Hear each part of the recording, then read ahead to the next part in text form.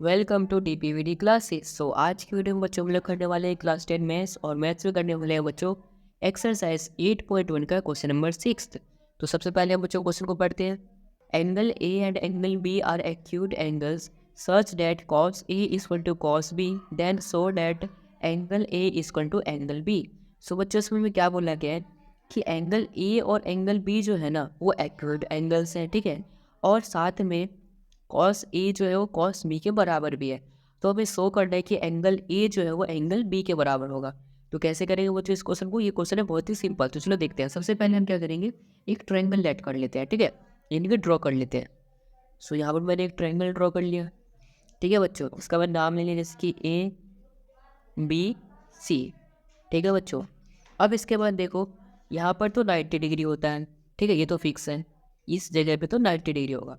अब उसके बाद हमें बताना है कि दो एक्यूट एंगल्स हैं, तो एंगल ए और एंगल बी एक्यूट है। तो एंगल ए ये वाला एक्यूट एंगल हो सकता है और एंगल बी ये वाला एक्यूट एंगल हो सकता है, ठीक है। हमें शो क्या करना है कि एंगल ए एंगल बी के बराबर है, ये वाला एंगल इसके बराबर है, ये चीज़ हमें शो करना है। तो कैसे करेंगे? सबसे पहले देखो सॉल्यूशन में हम क्या लिखेंगे, जो चीज़ बच्चों हमने ड्रॉ किया है ना वो लिखिए सबसे पहले। तो हमने ड्रॉ क्या किया है कि एंगल ABC ड्रॉ किया है, ठीक है, और इसमें एंगल C जो कि 90 है। तो यहीं पे हम क्या लिख देंगे, draw triangle ABC where angle C equal to 90 degree. हमने ABC को ड्रॉ किया जहाँ पर एंगल C क्या है 90 डिग्री, ठीक है बच्चों।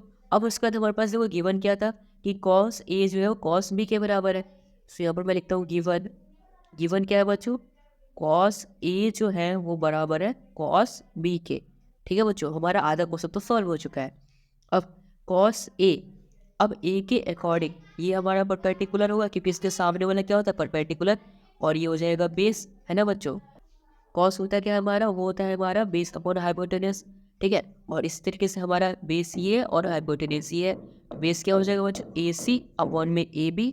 सो यहाँ पे मैं लिखता हूँ कॉस A की जगह पे AC अपॉन में AB, ठीक है बच्चों। और same cos B, so cos B यानी कि अब हमारा यहाँ पर है थीटा, तो इसके अकॉर्डिंग ये हमारा परपेंडिकुलर और ये हमारा बेस, ठीक है। और कॉस क्या होता है बच्चों हमारा base upon hypotenuse. So base क्या हो जाएगा BC और हाइपोटेनस क्या हो जाएगा बच्चों AB, है ना। सो यहाँ पर क्या आ जाएगा BC अपॉन में AB। सो आ जाएगा यहाँ पर बच्चों BC अपॉन में AB, ठीक है बच्चों। आई होप आपको यहाँ तक समझ में आ रहा होगा। हमने cos A और cos B की वैल्यू को पुट किया, यानी कि साइड्स को बस लिखा है, ठीक है बच्चों। अब देखो बच्चों यहाँ पर AB इक्वल टू है यहाँ पे, तो AB से भी कैंसिल हो जाएगा। सो ऊपर क्या बच गया हमारा बच्चों AC BC, ये बचेगा बच्चों। अब इसके बाद ध्यान से देखना, ये हमारा AC जो साइड है वो यहाँ पर BC के बराबर है, यानी कि ये वाली साइड जो है वो इस साइड के बराबर है। अब क्लास 9 में चले जाओ, थोड़ा सा पीछे बस हल्का सा। देखो जब भी कभी ऐसा होता है ना एक ट्रायंगल में, अगर ये वाली साइड इसके बराबर होती है ना, तो ये वाला एंगल जो है, ये वाला एंगल वो अपने आप ही इस वाले एंगल के बराबर आ जाता है। ये हमारी प्रॉपर्टी है। अगर ये दोनों साइड इक्वल है तो ये अपने सामने वाली के एंगल्स भी इक्वल होगी, ठीक है बच्चों। तो हम यहाँ पे लिख सकते हैं इसलिए कि एंगल ए जो है एंगल बी के बराबर है। सो इसीलिए हमारा एंगल ए जो है वो एंगल बी के बराबर है। रीज़न क्या लिख देंगे, रीज़न लिख देंगे angles opposite to equal sides in triangle are equal.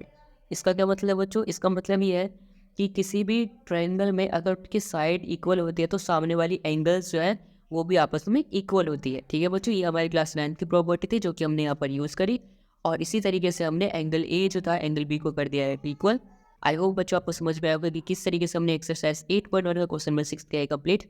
अगर आए समझ से इस वीडियो को लाइक कर देना, चैनल को सब्सक्राइब कर देना और इस वीडियो को अपने दोस्तों के साथ जरूर शेयर कर देना। And thanks for watching this video.